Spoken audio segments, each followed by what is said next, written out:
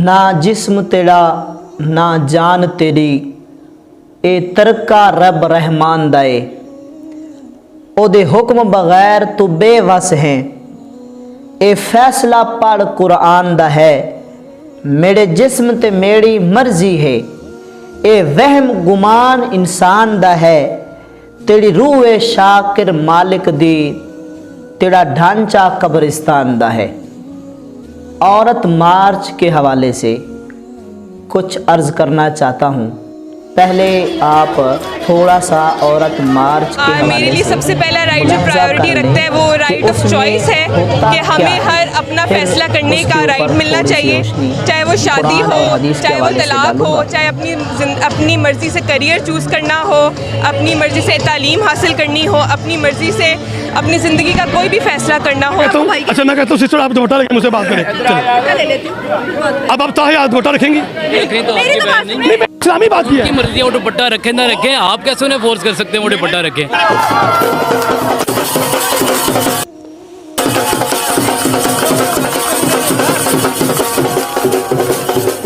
कि मेरा जिस्म मेरी मर्जी, इसमें किसी आदमी का हक नहीं है, किसी और का हक नहीं है, ये मेरा जिस्म है और इस पर सिर्फ मेरा हक है। तो मुझे अब्यूज ना किया जाए, हरास ना किया जाए, मेरी मर्जी के बगैर मेरी शादी ना की जाए। मेरा जिस्म मेरी मर्जी, ये कहाँ की लौंडियां हैं जो रब को कर रही हैं? सामीन नाज़रीन, आप स्क्रीन पर देख सकते हैं इस मार्च के अंदर जो नारे लेकर ये औरतें आई हैं जो बिल्कुल कुरान और सुन्नत के मुखालिफ हैं।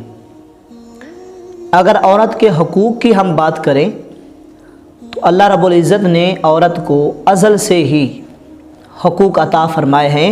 औरत के हकूक़ भी बराबरी के हैं।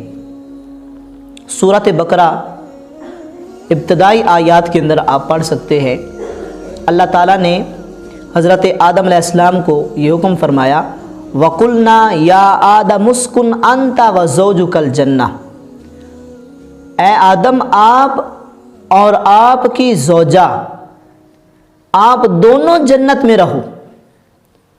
अब यहाँ भी अल्लाह ताला ने बराबरी का हक देते हुए दोनों को जन्नत में रहने का हुक्म इरशाद फरमाया।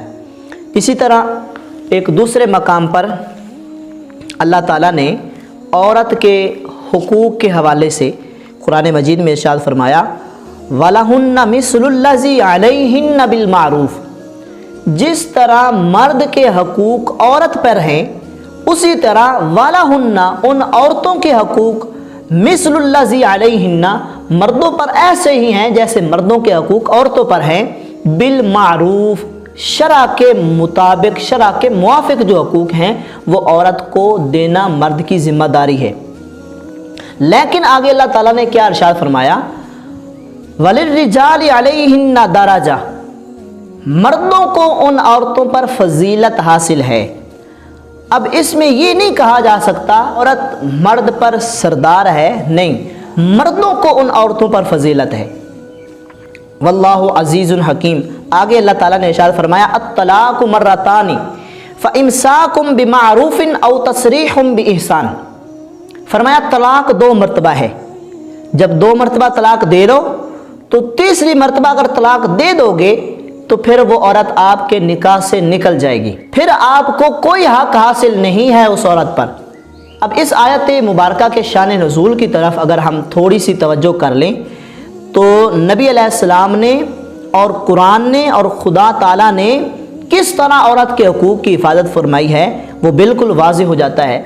एक औरत नबी अलैहिस्सलाम की बारगाह में हाजिर हुई, अर्ज़ करने लगी, या रसूल अल्लाह, मेरा मर्द मुझे 2 तलाक़ें देता है, फिर रजू कर लेता है, फिर 2 तलाक़ें दे देता है, फिर रजू कर लेता है, तो इस तरह ना तो वो मेरे अखराजात मुकम्मल करता है और ना मुझे नानो नफ़का देता है और ना ही मुझे आगे निकाह करने का कोई मौका मिल रहा है कि मैं आगे निकाह करके अपनी ज़िंदगी को अच्छे तरीके से बसर कर सकूं। तो उसने मुझे अपने निकाह में लटकाया हुआ है, इससे मेरे हकूक़ को मारा जा रहा है।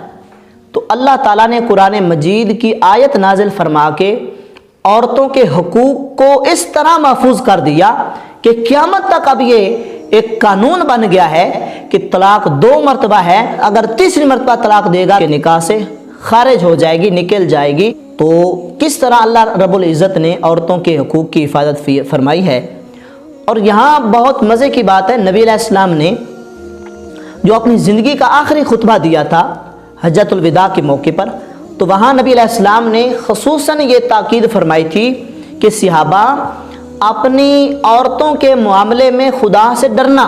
نبی علیہ السلام جب سفر کا ارادہ فرمایا کرتے تھے تو حضور اپنی ازواج کے درمیان قرعہ اندازی کرتے تھے تاکہ کسی کا حق جو ہے وہ سلب نہ ہو، اور جس کے نام کا قرعہ نکل آتا نبی علیہ السلام اسے ہی اپنے ساتھ سفر میں لے جاتے تھے۔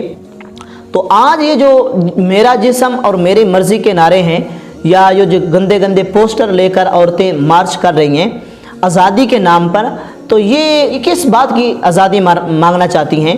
یہ بازاروں میں اور اڈوں پر جا کر گھومنے کی آزادی مانگنا چاہتی ہیں؟ کس چیز کی یہ آزادی مانگنا چاہتی ہیں؟ اللہ تعالیٰ نے تو ان کو آزاد پیدا فرمایا، اس بات کی آزادی چاہیے۔ ان کا یہ جو نعرہ ہے میرا جسم میری مرضی، اس معنی میں دیکھیں کہ میرا جسم ہے اور میں جس کے ساتھ چاہوں اپنے تعلقات قائم کروں، مجھے کون روک سکتا ہے؟ تو یہ میرا ایک حق ہے۔ تو یہ تو بالکل اسلام سے بغاوت ہے، شرعی احکام کی خلا مخلا خلاف ورزی ہے، اور اس کی کبھی بھی شریعت اجازت نہیں دیتی، اور حکومت پاکستان بھی اس کی کبھی اجازت نہیں دے گی۔ جس کے ساتھ چاہے اپنے تعلقات کو قائم کریں، آپ کو نہ بھائی نہ باپ کوئی بھی آپ کو منع نہ کر سکے، تو یہ ایسا نہیں ہو سکتا۔ اللہ تعالیٰ نے قرآن مجید میں ارشاد فرمایا وَقَرْنَ فِي بُيُوتِكُنَّ وَلَا تَبَرَّجْنَ تَبَرُّجَ الْجَاهِلِيَّةِ، عورت کا جو مقام ہے تو وہ گھر میں ہے، اور وہ اپنی زیب و زینت کو لوگوں پر ظاہر نہ کرے جیسے جاہلیت میں عورتیں کیا کرتی تھی، اپنے حسن کی نمائش کیا کرتی تھی۔ تو اس چیز کی اسلام جو ہے وہ اجازت نہیں دیتا۔ اللہ سے دعا ہے اللہ تعالی ہمارے معاشرے میں سمجھ بوجھ پیدا فرمائے۔ وآخر دعوایا ان الحمدللہ رب العالمین۔